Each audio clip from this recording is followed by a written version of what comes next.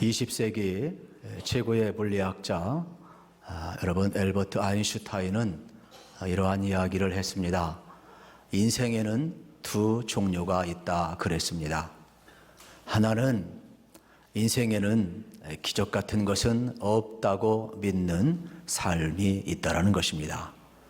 또 하나는 매사가 범사가 기적이라고 믿는 사람이 있다라는 것입니다. 그러면서 자신의 인생은 후자의 인생이라고 이야기를 했습니다.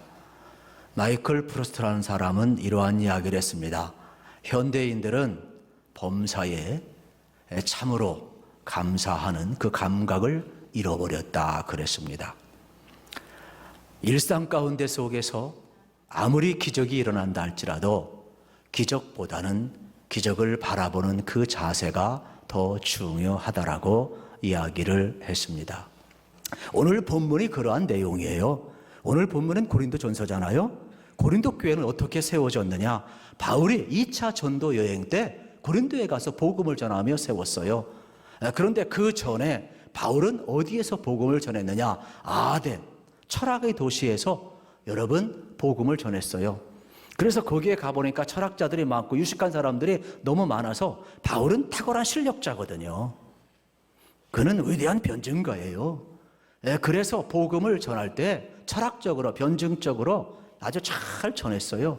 웬걸 아덴에서 믿는 사람이 없어요. 오히려 핍박하고 복음의 열매가 없어요. 그래서 결국 그는 쫓겨나다시피 하고 실망한 나머지 다른 장소로 이동을 하는데 그가 고린도에 왔을 때에는 결심을 해요. 내가 아덴에서처럼 실수하지 않으리라. 예수 그리스도의 십자가와 부활의 복음 외에는 전하지 아니하리라. 이러한 결단을 하고 고린도에서는 오직 예수 그리스도의 십자가를 전해요. 오직 예수 그리스도의 부활을 전해요. 그래서 하나님이 우리를 부르시고 누구든지 예수 그리스도의 십자가를 통하여 죄 사함을 받는 복음을 받아들이고 예수님을 영접하고 회개하면 누구든지 마음으로 믿어 의에 이르고 구원받을 수 있습니다. 그리고 우리에게는 예수님을 통하여서 영원한 생명이 이어집니다. 천국 복음을 증언하게 되는 거예요. 무려 1년 6개월 동안 고린도에 머물면서 복음을 전했어요. 그래서 하나님께서는 그곳에 브리스길라와 아굴라 부부와 같은 신실한 사람을 바울에게 붙여주어서 이방 도시 고린도에 교회가 세워지기를 시작을 한 겁니다. 그리고 바울은 순위 전도자이기 때문에 그곳을 떠나가요. 그리고 이제 실라와 디모데가 와서 그곳에서 목회를 하기도 합니다. 그런데 고린도 지역은 어떤 지역이냐? 우상 숭배가 가득한 지역이에요. 여러분, 복음이 들어오기까지 우상 숭배가 가득한 지역에는 반드시 그 지역에 수호신이 있고 민족신이 있는 거예요. 그래서 신전에서 우상을 숭배하게 되는데 거기에 있는 모든 짐승들, 고기들 우상 숭배할 때 어떻게 제물에 바쳐진 거예요. 그리고 예식을 거친 후에 시장으로 고기가 유통이 되는데 싼 값에 고기가 유통이 돼요. 그러면 모든 사람들은 우상에 바쳐진 고기를 다 먹을 수밖에 없어요. 이것이 보편적인 사유예요. 그런데 복음이 들어갔어요. 그런데 예수 그리스도를 믿는 사람들이 뭘 들으냐? 우상 앞에 절하지 말라. 복음을 듣고 정결에 대한 여러분 교훈을 또 받아들이기를 시작을 해요. 그러면서 신앙생활하면서 아무것도 몰랐을 때는 문제가 안 되었는데 신앙생활하면서 점점 교회 안에 구성원들에게 문제가 생기는 거예요. 어떤 사람은 음식은 아무것도 아니야. 그러면서 그들은 자유하면서 막 먹었어요. 그런데 어떤 사람들은 아이 그래도 그 우상 앞에 드렸던 음식 아니냐. 우리가 모르면 몰라도 알고서는 먹을 수 없다. 그래 먹지 말자 그랬어요. 네가 옳다 내가 옳으다. 결국 어떻게 돼요? 여러분 우리가 신앙생활 하면서 참 무서운 게 뭐냐면 이런 거예요. 우월감이에요. 나는 자유하니까 그 고기 먹어도 뭐 어때냐. 믿음이 약한 사람 배려하지 않았어요. 아 예수님께서 말씀했지 않느냐. 입으로 들어가는 게 더러운 것이 아니라 속에서 나오는 게 더러운 것 아니냐. 당당하고 자유했어요. 당당하고 자유한 건 좋지만 신앙이 약한 사람을 무시하는 우월감은 안 되는 거예요. 또 반대로 자기가 아는 신앙의 지식이 전부인 것처럼 생각해서 우상 앞에 절하고 우상에 제물로 드렸던 이 제물을 먹으면 안 된다고 정죄하면서 자기 안 먹으면 되지만은 남을 정죄하는 것도 잘못이에요. 그러다 보니까 교회가 둘로 쪼개질 상황에 되어 있어요. 이 소식이 바울에게 전파되었어요. 이때 바울이 오늘 본문을 통하여서 권고하고 있는 내용이에요. 30절 같이 읽겠습니다. 시작. 만일 내가 감사함으로 참여하면 어찌하여 내가 감사하는 것에 대하여 비방을 받으리요. 바울의 해답은 감사함으로 받으면 비방받을 일이 없다라는 겁니다. 예수 믿고 그것이 잘못된 것을 알았다면 안 먹으면 되는데 비방하지 말라는 거예요. 남 정죄하지 말라는 거예요. 반대로 자유한 사람도 신앙의 우월감을 가지고 믿음이 약한 사람 앞에서 마음대로 먹음으로 말미암아 신앙을 흔들리게 했다면 그것도 잘못이라는 거예요. 그래서 성경에 보게 되면 모든 것이 가하나 다 모든 것이 유익한 것이 아니라 그랬어요.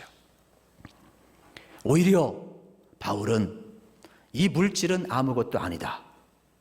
이거는 어떻게 보면 여러분 뭐예요? 그냥 물질이잖아요.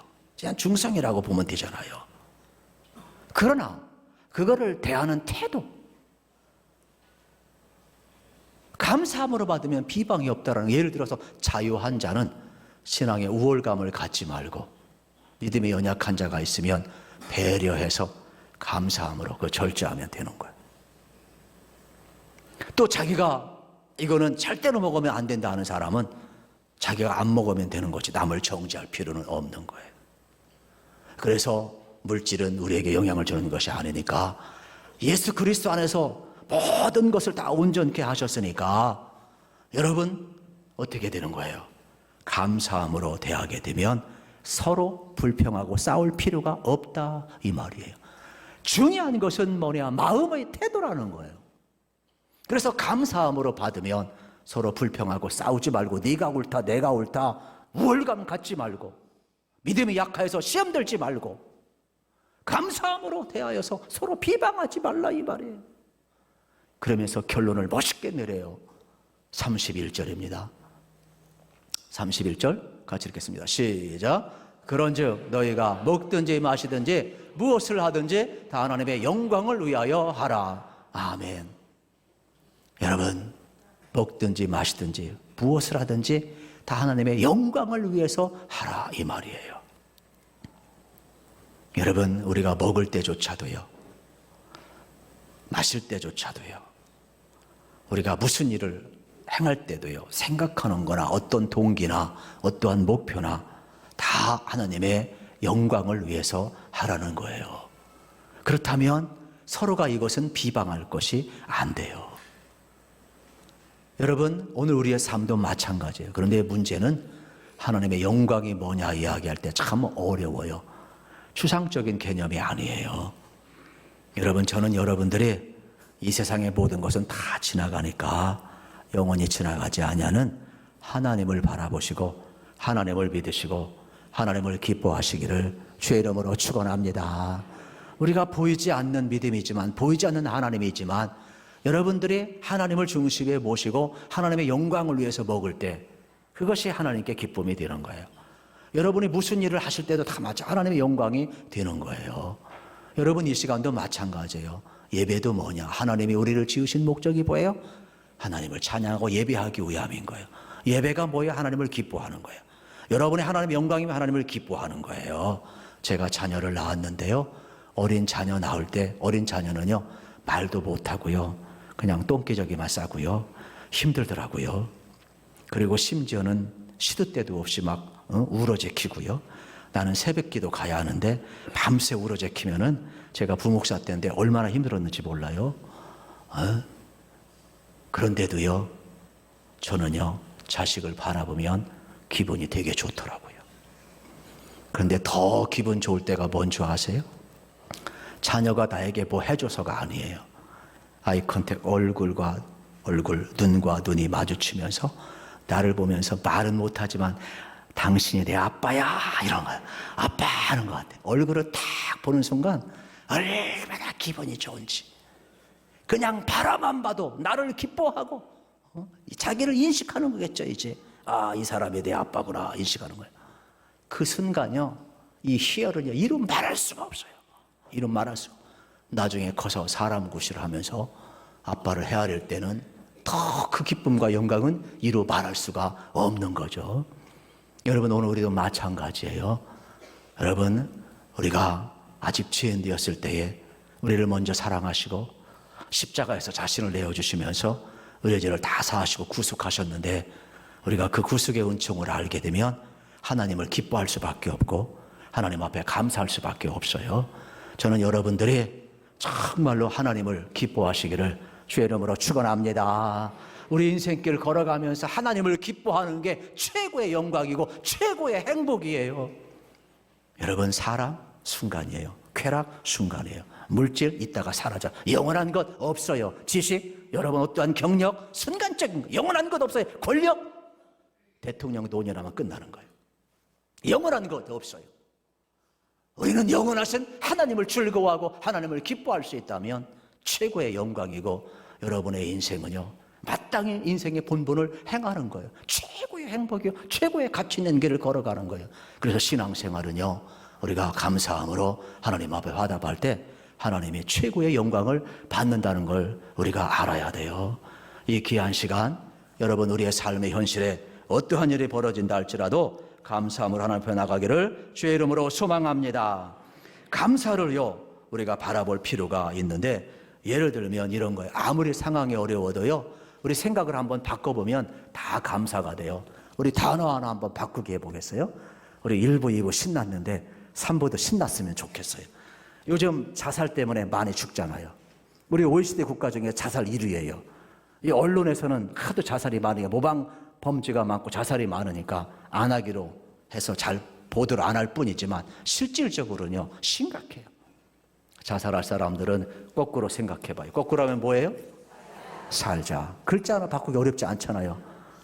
이것도 하기 싫어서 입 다물고 묵비권 행사하는 사람이 있는데 크게 한번 해봐요. 자, 역경, 우리 인생에 고난, 역경이 있어요. 이걸 바꿔보면 뭐가 돼요? 경력이 되는 거예요. 캐리어가 되는 거예요. 우리 인연도요 바꿔보면 뭐가 돼요? 연인이 되는 거예요. 연인이. 여러분, 우리 영어에 노, 거절도 있잖아요. 어떻게 돼요? 바꿔버리면 온, 연결이 되는 거예요. 우리 권투에서 개우패 당하지만은 실패하지만 이걸 바꿔보면 뭐가 돼요? 오케이. 영어로 어떻게 잘하십니까? 우리에게는 방언의 은사가 아주 충만한 것 같아요. 여러분, 글자 하나 바꿔도요 인생이 달라진다면, 마음을 바꾸고 생각을 바꾼다면 우리 인생이 얼마나 달라지겠어요. 저는 우리 교회가 여러분 글자 바꾸는 인생이 아니라 생각을 바꾸는 가치가 있기를 축복합니다. 마음이 새로워지기를 주의 이름으로 소망합니다. 그래서 우리 인생 가운데 하나님을 바라봐야 돼요. 하나님을 바라보며 사는 것이 얼마나 중요한지 모릅니다. 상황을 바라보지 마세요. 하나님을 바라보면 역발상의 감사가 일어나게 되어 있다는 사실이에요. 감사를 통해 모든 문제를 선물로 바라본다면 우리 인생은 달라진다는 사실이에요. 저는 우리 사회를 바라보면서 기도를 많이 했어요. 검찰청 앞으로 나가야 되는가, 광안 앞으로 나가야 되는가 고민을 많이 했어요. 여러분, 그런데 가만히 생각해 보세요. 바로 왕의 마음을 강팍해 한 게 여러분 출애굽기에 보면 하나님이라고 그랬어요. 왜 수많은 재난이 벌어지고 왜 수많은 고통이 있느냐? 하나님의 백성임에도 불구하고 하나님 떠나니까 하나님 앞에 돌아오게 하기 위해서요. 그렇다면 이 시대에 여러분 수많은 진영 논리의 소리를 들어야 될까요? 아니면 우리 그리스도인들은 이 땅에 벌어진 일들이 하나님이 허락하셔서 이 세상이 망가지고 있고 수많은 아픔의 소리가 들려오고 있고, 이거 뭐예요? 우리 돌아오라는 것 아니에요? 공중에 나는 참새 한 마리도 하나님이 허락지 아니면 떨어지지 아니하고, 들의 패는 백합화도 하나님 목에 입히신데 하물며 너희일까 보냐 말씀하셨는데, 우리는 근심하며 걱정하며 살고 하나님의 음성을 듣기보다는, 하늘을 바라보기보다는 세상의 소리에 기울이고, 지금이야말로 저는 그런 음성을 들었어요. 우리가 하늘을 바라보고 하늘의 음성, 천상의 음성, 하나님의 음성을 듣고 이제라도 우리가 돌아가야 되겠다. 하나님 앞에 돌아가야 돼요. 그러면 오늘의 이 시대도 아픔이 변하여서, 혹시 압니까? 대통령이 바뀌고, 혹시 압니까? 여당 야당이 바뀌고, 혹시 압니까? 우리 한국교회가 바뀌고, 혹시 압니까? 저와 여러분이 바뀌어서 이 땅에 새로운 변혁의 물줄기가 될지 어떻게 압니까? 여러분, 다음 주일은 종교개혁주일인데 우리 교단 하나만 해도요, 총회에서 결정된 사항 하나 가지고 서로 시끌벅글 선명성 경쟁을 하고 있어요. 사실은요, 그건 진리가 아니거든요. 여러분, 어떠한 교리적인 문제나 어떤 헌법적인 문제나 오늘 이 시대의 문제에 우리가 다시 한번 생각해 볼 필요가 있어요. 이러한 일이 벌어졌다면 하나님 앞에 무릎을 꿇고 하나님의 음성을 듣고 우리가 회개하고 하나님 앞에 돌아갈 때 하나님은 나를 고치시고 이 땅을 고치실 줄로 믿습니다. 참으로 오늘 우리가 어떻게 하냐? 그래서 하나님 앞에 나아갈 때 아무리 힘들고 어려워도 감사함으로 나아갔으면 좋겠어요. 왜냐하면 우리의 감사는 1차원적인 건 조건적, if, 어떤 조건을 제시해서 그것이 이루어지면 감사해요. 또 어떤 사람은 because, 내게 무엇이 이루어졌기 때문에, 소망이 이루어졌기 때문에 감사해요. 또 어떠한 사람은, 여러분, 내 뜻대로 되지 않아도 인격과 신앙이 높아서 in spite of, 그럼에도 불구하고 감사하는 사람도 있어요. 이 자리에도요, 와서 아픈 사람 많아요. 병든 사람 많고요. 물질 어려운 사람 있어요. 인간관계 영적으로 흔들린 사람 많이 있어요. 삶에 지치고 힘든 사람 많아요. 그럼에도 불구하고 하나님 앞에 감사하는 종들이 얼마나 많은데요.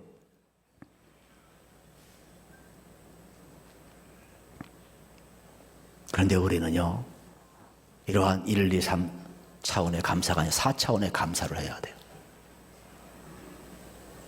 시편 50편 23절 읽고 말씀을 맺습니다. 시작. 감사로 제사를 드리는 자가 나를 영화롭게 하나니 그의 행위를 옳게 하는 자에게 내가 하나님의 구원을 보이리라. 아멘. 감사로 제사를 드리는 자, 하나님은 우리 마음을 받으시는데 우리 마음에 감사가 있을 때 하나님의 영광을 받고 하나님의 구원을 보이고 하나님의 풍성한 역사가 흘러가게 하신다 그랬어요.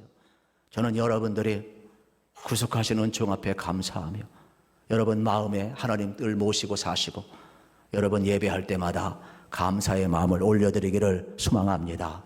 그래서 감사가 하나님을 영화롭게 한다는 것을 기억하시고, 우리 신앙이 살아있느냐 죽었느냐 간단합니다. 교회 올 때 있잖아요, 어깨가 쭉 쳐져 오는 사람은 신앙이 죽은 사람이에요. 그런데 막 신나게 어깨춤을 추고 막 발걸음이 빠르고, 늦어서 빠른 거 말고요, 신나게 허둥지둥 말고요, 이렇게 생기는 사람은 달라요. 감사가 척도예요. 여러분, 구속의 은총 하나만 기억해도 감사할 수밖에 없어요. 하나님 자녀 삼아주신 것만 해도 감사할 수밖에 없어요. 하나님을 알고 거룩하신 하나님 앞에 예배하며 하나님을 기뻐하며 그분을 예배하며 사는 이 영광, 여러분, 구별된 축복 얼마나 영광스러운지 몰라요. 저는 우리 신앙교회 와서요, 제가 1부, 2부, 3부, 또 4부, 또 우리 오후 예배, 또 계속되는 여러 가지 행사 예배를 통해서 들을 때마다 첫 번째가 그냥 감사요. 그냥 감사, 감사, 감사. 지금도 감사, 그냥 감사, 감사. 제가 죽을 때까지 만입이 있어도요, 감사할 수밖에 없어요. 하나님이 이 감사를 최고로 받으셔요.